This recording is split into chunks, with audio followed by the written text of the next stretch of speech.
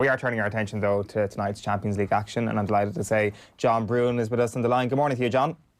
Good morning. How are you? I'm very well, thanks. Let's start by not talking about the Champions League, because that's exactly what Jurgen Klopp was not talking about in his pre-match press conference. It's all about Sadio Mane, John. Is he a diver, first of all?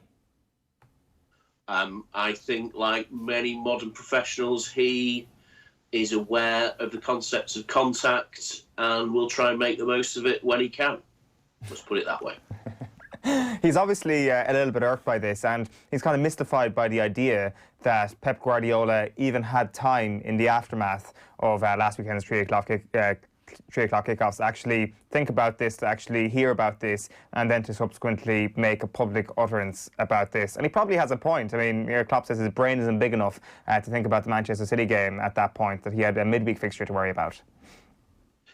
Yeah, I'm not sure I could quite get it on both sides. At one point, Eoin Klopp appeared to suggest that he sometimes doesn't even know the other result, which I find very difficult to believe. But I don't suppose it would take much for, say, Pep Guardiola to be shown a picture of a Sadio Mane dive or a goal or something like that. I suppose the thing that does stand out for this is it is rare, and I've been casting my mind back to think of managers commenting on players diving in another match other than their own. Pep Guardiola, I don't know, did he break some kind of protocol in doing this? Because, I mean, we can all remember Jose Mourinho and Alex Ferguson saying these types of things in post-match after a game's been played, or maybe dropping something in ahead of playing a team, say in a Champions League game or the Premier League, but actually talking about another player playing in another game that, okay, it's to do with you in the title race. That's, I actually couldn't believe that he'd said it at the time, and I wasn't quite sure that he'd actually said it about Mane, but that does appear to be the case. And in that sense, I think Klopp's entitled to be a little bit annoyed. I was quite surprised how much he went on about it in yesterday's press conference. But it just shows you, I mean, as you said, we're talking about the Champions League here, but that battle between Liverpool and Manchester City is taking the entire focus of, well, especially Liverpool, and it's beginning to look like the way he's talking Pep Guardiola as well. Yeah, it's a good point there, John. We're just going to fix your camera for just a moment. But that is, like, it is true, the idea that, first of all, that there is midweek fixtures to get ready for, that it's not a match preview. And second of all, it's actually after a different match entirely that you're making these comments. It is, like, as John mentions there, a bit extraordinary that this has actually come up. Fair enough if it's 2 days before the actual game and you're, like, trying to play a few mind games. It seems that Pep is completely obsessed with Liverpool already. Well, I'd say he obviously realises the threat that's there, and he's just taking every single opportunity he can to just have a go. And you know what, it might even be just someone actually in his ear saying, by the way, this happened.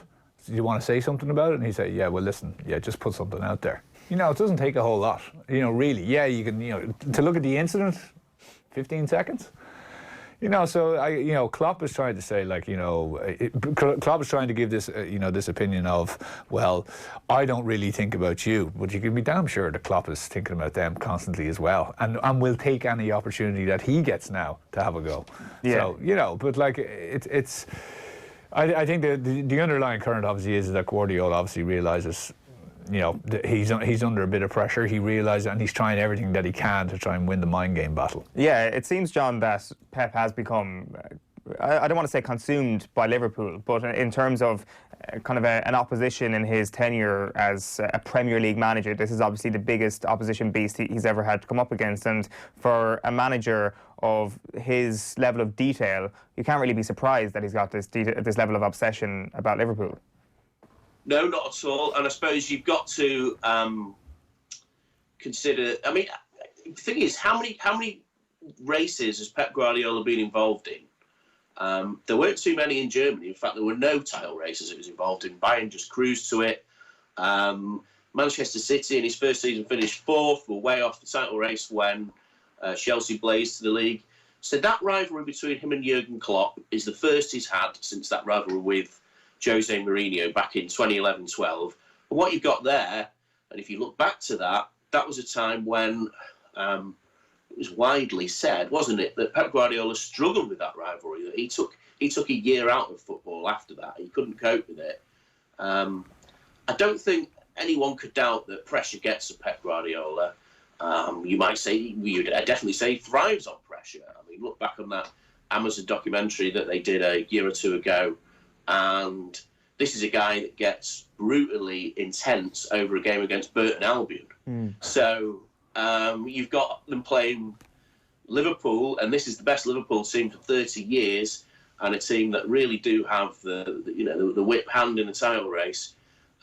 It's just, we don't expect mind games to come in the first weeks of November, do we?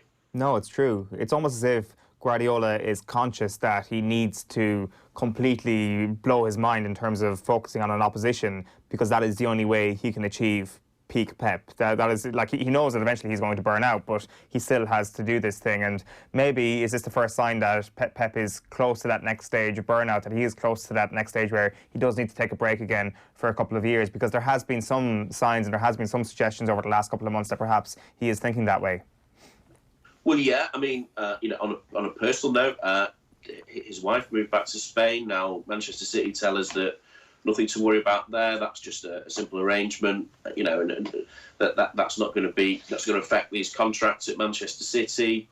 But when things like that happen, and when Pep starts behaving in the way that he does, you do begin to wonder whether he might fancy another of those sabbaticals in New York. All he did there was, play golf, dine out with Gary Kasparov. I think there's a chef from El Bulli, the Spanish restaurant. Live the life of the intelligentsia in New York rather than have to worry about Sadio Mane's diving. So it doesn't sound like a bad thing.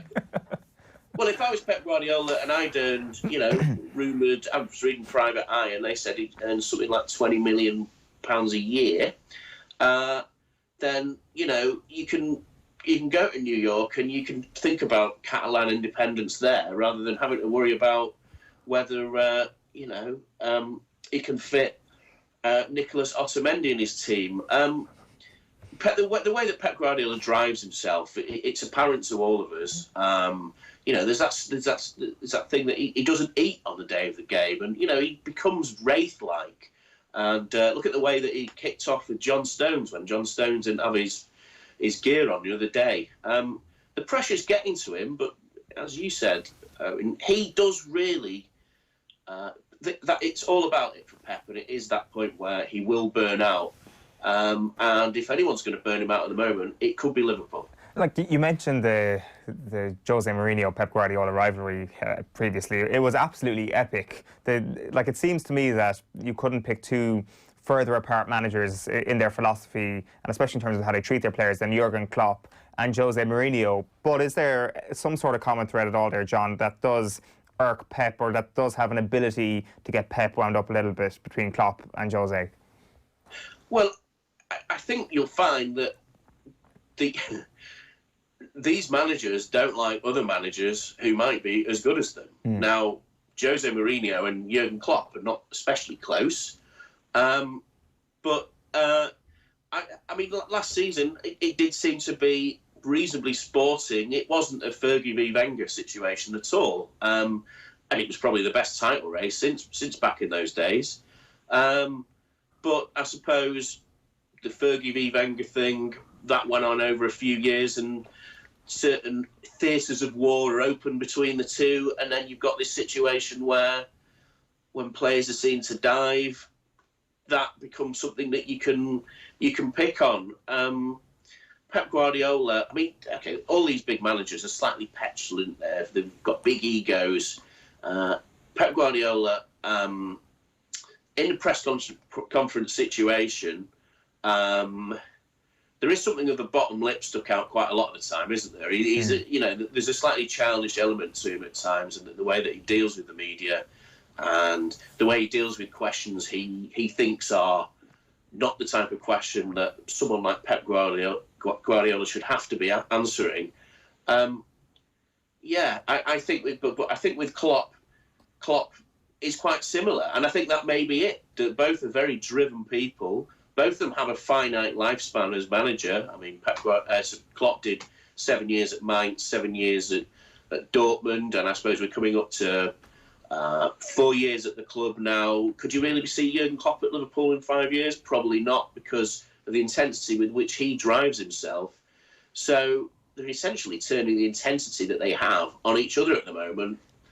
And more of it, I say. More of it. It's been good fun. Yeah, it's a good point, actually, the bottom lip out sort of manager, that Fergie and Wenger were, you know, if they're pissed off with you, they'll let you know. Whereas with Klopp and Pep, it might be kind of the polite smile, but inside they're raging. That if perhaps they kind of wore more anger on their sleeve, we would have slices of pizza thrown in the tunnel, and we would have captains going toe-to-toe in the tunnel, but perhaps it's all being kept inside the dressing room, and perhaps that's how they like it.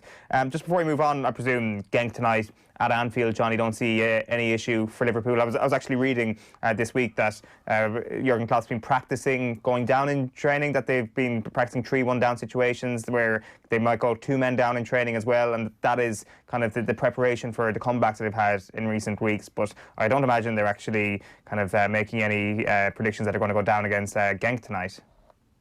No, I don't think so. I think the Champions League almost is... for Liverpool and City in particular, who've got such an easy draw, it's something of a rest home for them, really. I mean, Liverpool suffered their only defeat of the season in the Champions League, but it's still not going to affect them going through. Nice and easy for Liverpool, you've got to say that, haven't you? Yeah, for sure. Chelsea against Ajax, one of the fixtures of the night. It's it's actually brilliant, nice football. Like, outside of that, you don't really have an early fixture that stands out. You got Barcelona against Slavia Prague at 5:55. Zenit against RB Leipzig is the other game at 5:55. Liverpool against Genk, as we mentioned already, at 8 o'clock. And then Dortmund against Inter Milan at 8 o'clock. But Chelsea against Ajax is just where we want to finish up in terms of tonight's previews, John. And you look at all the things that have been written about Chelsea. You look at what Frank Lampard has been saying and his philosophy and the young players, and you wonder if this is the most likeable Chelsea has ever been under Roman Abramovich or during the Roman Abramovich era. Well, yeah, I was thinking about this. Do you remember Sexy Football and Ruud Gullit? Yes. I mean, when's that? 1996, 97, 98, that time? 98, yeah. I was actually watching it on Premiership Years the other day, John. Great timing, yeah. Sexy Football is all that.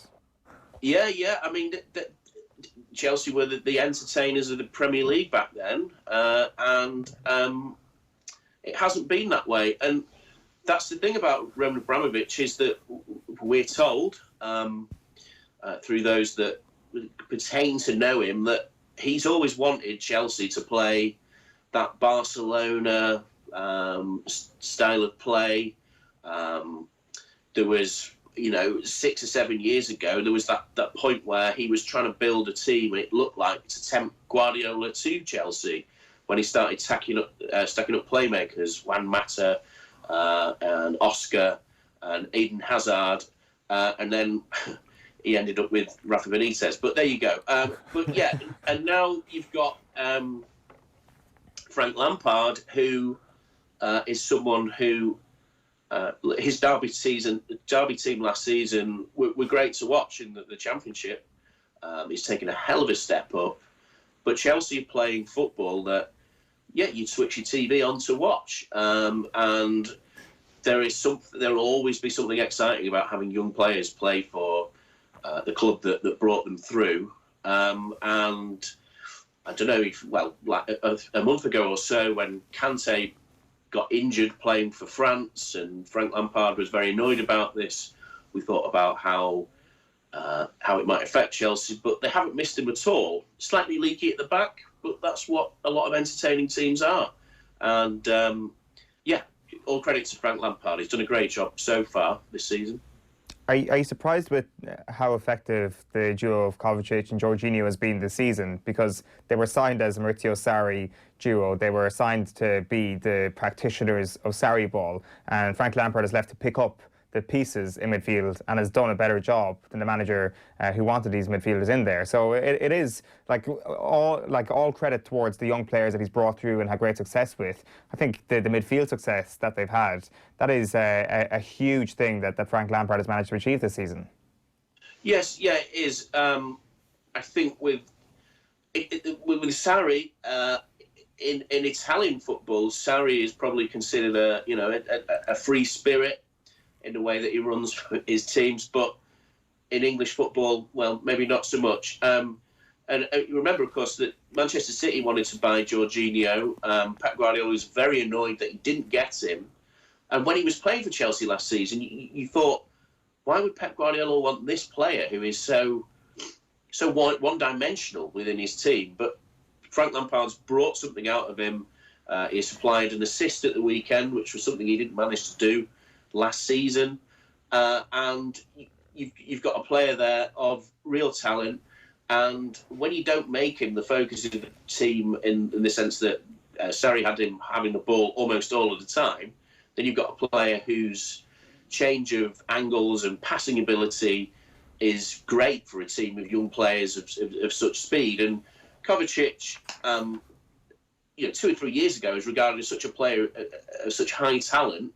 Yet when he turned up at Chelsea, you began to wonder what exactly he was there for. He was just one of these sort of players that's part of a process. But yet again, Frank Lampard has changed him, and it's just adding that element of freedom, that ability to improvise. And I suppose there may come a point where that ability to improvise counts against Chelsea. But for the moment, those players are enjoying themselves, enjoying the freedom, and I'm not sure I would have ever thought that Frank Lampard was to be a laissez-faire, off-the-cuff manager, but that's what he's proved to be so far. Yeah, it certainly seems that way. Just before we let you go, John, speaking of managers you don't expect to be laissez-faire, Jose Mourinho to Arsenal, potentially the greatest rumour of this season, in my view. You were writing over the course of the weekend about this, saying that it's not a good idea. But, John, I put it to you this way. What about the Arsenal Fan TV videos when Jose Mourinho's win or a tenure starts to go sour at Arsenal? That would be Oscar-worthy cinema right there. It would. I mean, just look at the way that it went at Manchester United. The one thing you would say about Mourinho is that he managed to divide fans hugely at that club, to the point where it was, I'm for Mourinho, he's right about this club, and other fans saying, well, I can't stand the style of football, I can't stand this guy. And if you aren't a Manchester United fan, that was great entertainment. The problem is that we've forgotten about Jose Mourinho as the winning machine he was, up until he left Inter Milan, really. The problem for Jose Mourinho is that the coach that he was 12, 13 years ago is exactly the type of manager that clubs like Arsenal, Bayern Munich, you name it, AC Milan, would want. But unfortunately, that guy's not around anymore. Instead, we've got Jose Mourinho, a footballing conservative, a guy who doesn't seem to want to build a team in the way that he did at Porto and Chelsea, and in the way that he probably would have to at Arsenal. He just wants to arrive, be given 500 million, prove his brilliance by winning the league and the Champions League. It's not really going to happen for him. That story, that link of him with Arsenal last week, I mean, it was predictable, and it came from well-placed sources and journalists. But Arsenal's dismissive of it, the fact that they said that this purported meal between Jose Mourinho and the director Raul Sinelli had not happened, that really puts the kibosh on it. And to me, that's disappointing, because, like you, that would have been great fun to see. And if you ask me, Arsenal Fan TV needs a bit of a pep up. The lads are getting a bit tired these days with the material. Yeah, let's get him in. Couldn't agree more, John. They need something new, so get Jose into the Emirates Stadium immediately. John Brewin, thanks a million. Cheers.